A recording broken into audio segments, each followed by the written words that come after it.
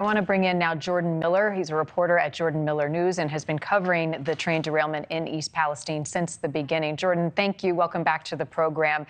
Is it a concern, a major concern, that Norfolk Southern will stop funding the cleanup and the aftermath of this train crash? It's a real possibility, Marni, that could happen. But Norfolk Southern, they've shown a commitment because just 6 weeks ago, they opened up an office. They are leasing an office on a 2-year agreement. So that's giving some kind of commitment to the residents of East Palestine. But what happens after that 2 years runs out and this new assistance building is closed? What are the thoughts on the president's involvement and more funds being given to East Palestine to clean up? Would people there like to see a visit from the president? What would that mean? Ever since February 3rd, earlier this year, people have been saying, why hasn't President Joe Biden been to East Palestine yet? And in the weeks following the train derailment, Donald Trump, he was on the ground. And now East Palestine, that is a very heavy Republican area. So I don't know what kind of support Joe Biden would even receive if he were to be on ground in East Palestine. And this emergency declaration 5 months after the train derailed, does it feel too little, too late? What's been the response from community members?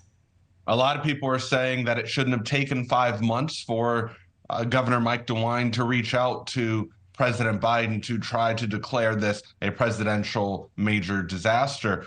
But at least it's happening. But as Joe Khalil said, it is really only happening because a hand was being forced because of the deadline. Right.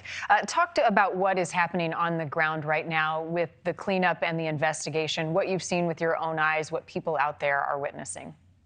The people out there, they're witnessing the cleanup coming to fruition, right? East Palestine, they're trying to get back to some sense of normalcy. They had a 5K to try to bring the community together. I know Norfolk Southern, they were a big sponsor of that.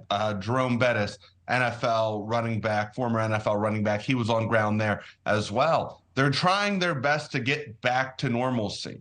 But will it ever be back to normal? That's what they're asking right now. And a lot of the residents of East Palestine, Marni, they're worried about the 5-year mark, the 10-year mark. They're not worried about what's going to be happening in 3 months from now. It's what is East Palestine going to be like when their kids and grandkids are teenagers. Right. And what the health impacts may be still unknown years from now. What will it take to rebuild the trust right now? I know that's a long process. That's a great question, actually. What would it take to rebuild the trust? The people of East Palestine, they understand that it was an accident, right? Norfolk Southern didn't intentionally derail a train with toxic chemicals, deadly chemicals in their village.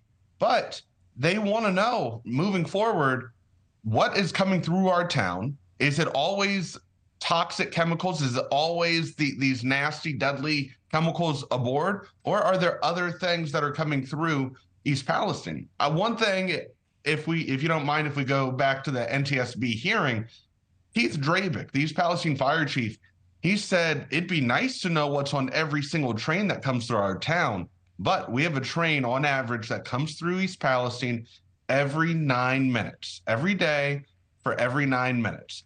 So imagine the paperwork that they would have to go through, that the fire personnel would have to go through every day to know what is coming through their town for 365 days a year at 9 minutes. Every 9 minutes, they would have to look at this sheet to find out if there's toxic chemicals on this train or not. Right. I mean, it seems like a tedious process, but I mean, a lot of things in life are tedious, right? We do it because it's safe, because it's prudent.